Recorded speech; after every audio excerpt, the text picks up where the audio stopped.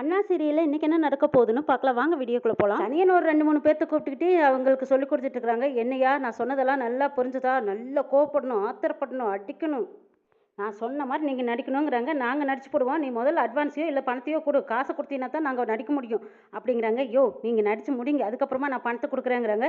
ஐயா நல்லா நடிக்கலன்னு சொல்லி நீ பணத்தை ஏமாத்திட்டீங்கன்னா என்ன பண்ணுறது, முதல்ல காசை கொடு, அப்புறம் நாங்கள் நல்லா நடிக்கிறோங்கிறாங்க. அதில் ஒருத்தர் நீ நல்லா நடிப்பியான்னு பார்த்துட்டு தான் நான் காசு கொடுப்பேன்னு சொல்கிறாங்க. சனியன் நாங்கள் அதெல்லாம் நல்லா நடிப்போம், நீ காசு கொடுத்தீங்கன்னா தான் நடிப்போம்னு சொல்லிடுறாங்க. சரி இந்தாங்க அப்படின்னு சொல்லி பணத்தை எடுத்து கொடுக்குறாங்க. சனியன் என் புள்ள ஆஸ்பத்திரியில் இருக்குதுன்னு நீ சொல்லு, நீ என் புள்ள உசுருக்கு போராடுதுன்னு சொல்லு, என் புள்ள வாந்தி எடுத்துக்கிட்டு ஆஸ்பத்திரியில் அரசுரா கிடக்குதுன்னு சொல்லு அப்படின்னு சொல்லி கொடுக்குறாங்க. அண்ணே அதெல்லாம் நாங்கள் பார்த்துக்குவோம், நீங்கள் விடுங்கண்ணங்கிறாங்க. ஏய் சாமிகளா, தப்பு பண்ணிட்டு தயவு செய்து என்ன காட்டி கொடுத்துடாதீங்கடா, அந்த சண்முக பயலுக்கு தெரிஞ்சது அவ்வளவுதான், என்னை தோலை உரிச்சு மரத்தில் கட்டி தொங்க விட்டுருவாண்டாங்கிறாங்க. அந்த நேரம் போலீஸ் ஜீப் வந்துட்டு இருக்குது.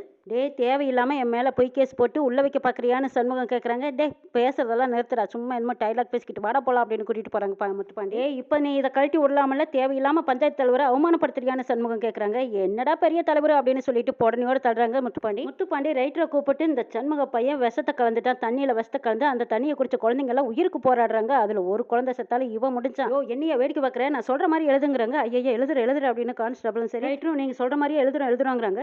டேய் மோதறதா இருந்தா என்கிட்ட மோதடா, உங்களோட அதிகாரத்தை பயன்படுத்தி பொய்க்கேஸ் எழுதுறியான்னு கேட்குறாங்க சண்முகம். டேய் இது ஒன்றும் உன்னோட வீடு கிடையாது, அதிகாரம் மட்டும் இருக்கு, இங்க நான் தான் அதிகாரி, நான் என்ன சொல்றேனோ அதைத்தான் நீ கேட்கணும், அதுக்கு மீறி பேசினா செத்துடுவே பார்த்துக்கோ, நீ எம்எல்ஏ கை வைக்கிறியா, நான் வச்சேன்னு வச்சுக்கோ, நீ தாங்க மாட்டேன்னு சொல்றாங்க முத்துப்பாண்டி. வெயிட பார்க்குற வெய்யுங்கிறாங்க சண்முகம். சர்வால் கொஞ்சம் அமைதியா இருங்க, அவன் சுத்த காட்டனுங்கிறாங்க கான்ஸ்டபிள். தேவையில்லாம மோதுனா நம்மளுக்கு தான் சேதாரம், கொஞ்சம் பொறுமையா இருங்க சார்பாளுங்கிறாங்க. சனியன் அனுப்பின ஆளுகளும் 3 பேரும் பொய்யானாலும் சொல்லிட்டு இருக்காங்க. என் பிள்ளை அநியாயமா கொண்டுட்டியே அப்படின்னு சொல்லி ஆள் மாற்றி ஆள் அடிக்கிறாங்க.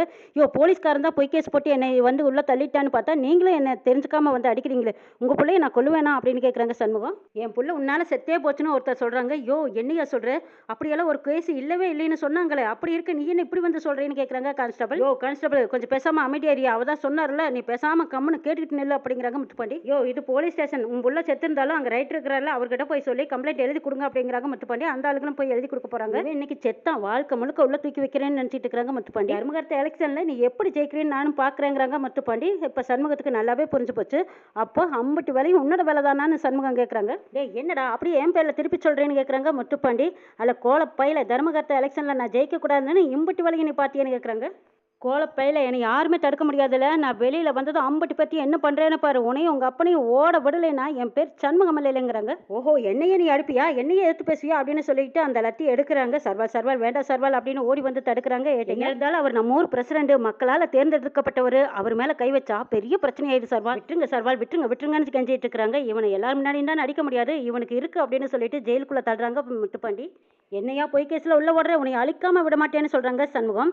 சரி என்ன அழிக்கிறியா இல்லை நான் ஒன்று அழிக்கிறேன்னா இல்லை நீயே அழிஞ்சு போறியான்னு நானும் பார்க்குறேங்கிறாங்க முத்துப்பாண்டி. லைட்ரு எழுதி முடிச்சிட்டியாங்கிறாங்க. இன்னும் 10 நிமிஷத்தில் முடிஞ்சிடும் ஐயாங்கிறாங்க. அவன் எழுதி முடிச்சதும் உன்னோட கதையும் முடிஞ்சதுன்னு சொல்கிறாங்க முத்துப்பாண்டி. வீட்டில் சவுந்தரபாண்டி அங்கங்கே குறுக்க முறுக்க நடந்துட்டு இருக்கிறாங்க. என்னல சவுந்தரம் குட்டி போட்ட போன மாதிரி அங்கங்கே நடந்துக்கிட்டே இருக்கிறேன், எனக்கு அம்பட்டு ஆத்திரம் இருந்தா உடனே முத்துப்பாண்டிக்கு போன போட்டு என்ன சமாசரம் என்ன ஏதுன்னு நீ கேட்க வேண்டியதானுங்கிறாங்க பாண்டியம்மா.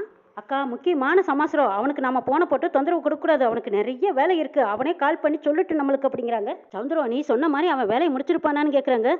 அக்கா சின்ன பையன் கூட செஞ்சிருப்பான், இந்த வெறும் பையன் சண்முகம் தான் போய் மோட்டரை போட்டிருக்கான், சனியை மொட்டாட்டி சாச்சி சொல்லுவா, ஊர் தண்ணியில் விஷம் கலந்துருக்கு அப்படின்னு எல்லாரும் முன்னாடியும் சொன்னா அந்த வெறும் பைய சண்முகனை தூக்கித்தானே ஆகணும். என் அவனுக்கு என்ன இருந்தாலும் அறிவு கம்மி தான், ஆனால் இந்த மாதிரி வேலையெல்லாம் ஜாக்கிரதையாக செஞ்சிருவா, நீ ஒன்றும் கவலைப்படாது. முத்துப்பாண்டி ரைட்டரை அவசரப்படுத்துறாங்க. இன்னும் மையம் எழுதி முடிக்கலைங்கிறாங்க. ஐயா இன்னும் 10 நிமிஷம் தானுங்கிறாங்க. இன்னைக்கு தானே வசப்பையமாவ வசமாக சிக்கியிருக்கான், அப்போவே சிக்கனு போலாம் போட்டு தள்ளியிருக்கணும், இன்னைக்கு தானே வசமாக சாட்சியோட ஆதாரத்தோட மாட்டியிருக்கான், இன்னைக்கு போட்டு தள்ளிட வேண்டியதானுங்கிறாங்க முத்துப்பாண்டி வெளியில் வந்ததும் சவுந்தரபாண்டிக்கு ஃபோன் அடிக்கிறாங்க. இதை வந்துட்டேனே எம்மாவை அப்படின்னு சொல்லிட்டு ஃபோன் எடுத்து வைக்கிறாங்க.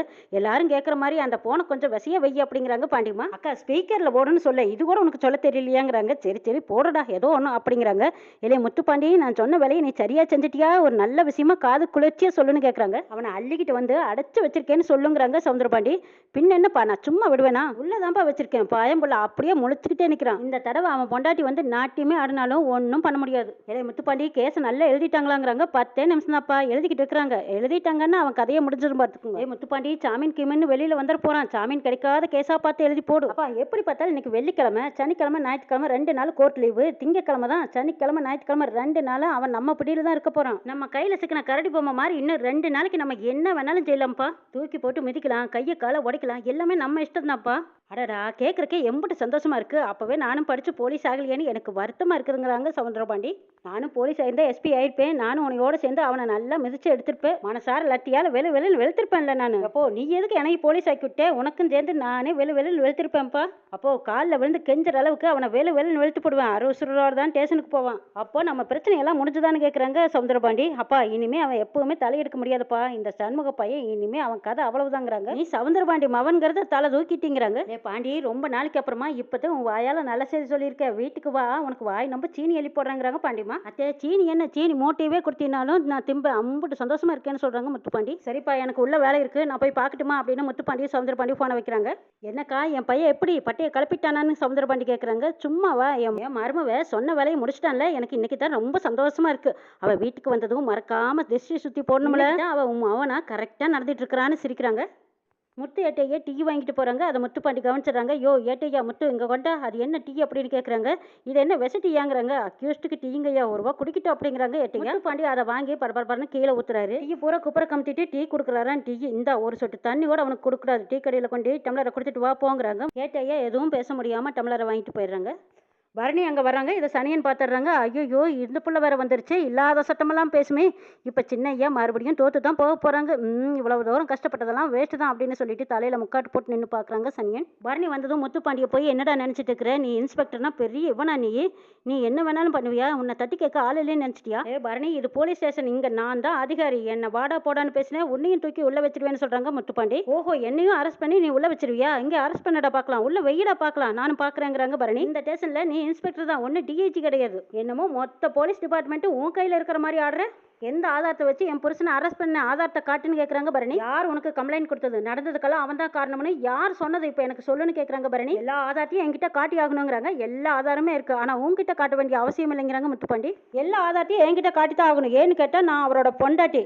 லீகலாக எல்லா கேள்வியும் நான் கேட்கறதுக்கு நீ பதில் சொல்லிட்டு ஆகணுங்கிறாங்க பரணி. தண்ணியில் எந்த மாதிரியான விஷம் கலந்துருக்கு, எந்த லேப்ல நீ டெஸ்ட் பண்ண, அதுக்கான ஆன்டிடாட் என்ன, நீ சொல்லுடாப்போ. பரணி இந்த கேள்வியெல்லாம் நீ கோர்ட்டில் தான் கேட்கணும், இது ஸ்டேஷன். இதெல்லாம் ஒன்றும் பிடுங்க முடியாது. முடிஞ்சா கருப்பு கவனை போட்டுக்கிட்டு நீதிபதி முன்னாடி உன்னோட நாட்டியத்தை போய் ஆடுங்க. எல்லாம் நீ ஆட வேண்டாங்கிறாங்க முத்துப்பாண்டி. டே நீ இப்படி எல்லாம் சொல்லி என்கிட்ட சமாளிக்க முடியாது. இப்போ எனக்கு நீ ஆதாரத்தை காட்டி ஆகணும்டா. நீ என்ன இங்க நின்று ஓவரா பேசிட்டு இருக்கிற?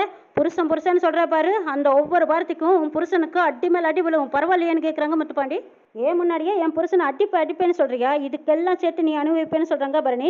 ஏய் அப்படின்னு சொல்லி மிரட்டுறாங்க முத்துப்பாண்டி. யோ ஏட்டையா அங்க வா, என்ன கண்டவளையெல்லாம் உள்ள விட்டுக்கிட்டு பேச விட்டு வேடிக்கை பார்த்துட்டு இருக்கிறியான்னு கேட்குறாங்க. இவளை இழுத்துக்கிட்டு போய் வெளியே விடுங்கிறாங்க. அம்மா வாமா அப்படின்னு சொல்லி கையை பிடிக்க போறாங்க. இங்க பாரியா, யோ என் மேல கைப்பட்டது அடுத்த நிமிஷமே நீ உள்ள போக வேண்டியதா இருக்கும். போ வெளியே போ, என் மேல கை வைக்க கூடாதுன்னு சொல்றாங்க பரணி. யோ இங்க வாயா, இவ முன்னாடியே இவ புருஷனை வெளுத்தாத்தான் இவளோட திமிர் அடங்கும். இந்த ஐயா சாவி நீக்கி அவனை வெளியே இழுத்தா அப்படிங்கிறாங்க முத்துப்பாண்டி. அடி பார்க்கலாம், ஏன் முன்னாடியே என் புருஷனை கை வைப்பியா, அங்க அடி பார்க்கறான் அப்படின்னு சொல்லிட்டு செல் எடுக்கிறாங்க பரணி. பரணி எல்லாரும் திட்டத்தோட தான் இந்த வேலையை பார்த்திருக்காங்கன்னு சண்முகம் சொல்றாங்க. எதை வச்சு நீ சொல்றேன்னு கேட்கறாங்க. ஆமா டேங்க்ல வெஸ்த கலந்ததெல்லாம் உண்மைதான். கலந்தது யார் தெரியுமா, இதோ நிக்கிறானே ஐப்ரட்டி எரும மாடு, இவனும் உங்க அப்பனும் சேர்ந்து தான் இந்த வேலையை பார்த்திருக்காங்கன்னு சொல்றாங்க சண்முகம். தர்மகர்த்த எலெக்ஷன்ல நிக்க கூடாதுன்னு இந்த வேலையை பார்த்திருக்கானுங்க. என் மேல கேஸ் இருந்தா நான் எலெக்ஷன்ல நிக்க முடியாதுல்ல, அதனாலதான் தண்ணியில வெஸ்த கலந்து இருக்கிறானுங்க. அதுதான் இந்த அறிவாளிகளோட திட்டமேனு சண்முகம் சொல்லி முடிக்கிறாங்க. ஏய் இப்படி உள்ள நீ வேலை பார்க்கறதுக்கு உனக்கெல்லாம் கேவலமா இல்லையான்னு பரணி கேட்கறாங்க. ஏய் இப்ப மட்டும் நீ வெளியே போகல, கழுத்தை பிடிச்சு வெளியே தள்ள வேண்டியதா இருக்குங்கிறாங்க முத்துப்பாண்டி.